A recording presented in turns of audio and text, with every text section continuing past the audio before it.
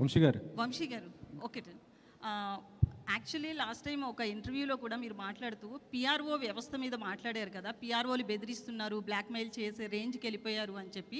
అయితే కొంతమంది పిఆర్ఓలకి ఈ విషయంలో కోపం వచ్చింది. ఎందుకంటే ఎవరో పర్టికులర్గా వాళ్ళ గురించి చెప్పకుండా అందరినీ ఒక పిఆర్ఓ టోటల్ వ్యవస్థను అన్నారు అని చెప్పి, పర్టికులర్గా ఎవరైనా ఉన్నారని మీరు చెప్పాలనుకుంటున్నారా? ఆ రోజు ఆ ఇంటర్వ్యూ అడిగిన అతను అయితే మాత్రం మిమ్మల్ని ఆ క్వశ్చన్ అడిగిన ఆయన తిరిగి ఆ క్వశ్చన్ వేయలేదు, పర్టికులర్గా చెప్పండి ఆ నేమ్స్ అని చెప్పి.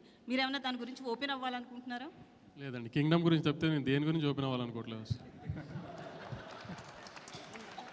సార్ వంశీ గారు, వంశీ ఇది అంటే కింగ్డమ్ ఈ స్టోరీ అంటే గౌతమ్ దిన్నూరి ఇది ఫస్ట్ చెప్పింది రామ్ చరణ్ అన్నారు కదా, ఆ స్టోరీనా లేకపోతే ఇది వేరే స్టోరీ సార్? ఇది వేరే స్టోరీ అండి.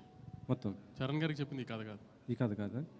సో ఇంకా ఒక 15 days అయితే మళ్ళీ మీరు ఇంకొక సినిమా రిలీజ్ చేయబోతున్నారు. ఈ బిజీ షెడ్యూల్లో అది ఆ ఈవెంట్ అయినా చేయబోతున్నారా వార్ 2 సంబంధించి?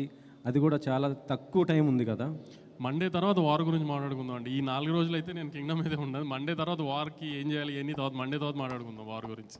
విజయ్ని తీసుకోవడానికి కారణం ఏంటి సార్? అంటే గౌతమ్ దిన్నూరి ఈ స్టోరీ విజయ్ కోసం చేశారా లేకపోతే ఇంకేరేదనండి?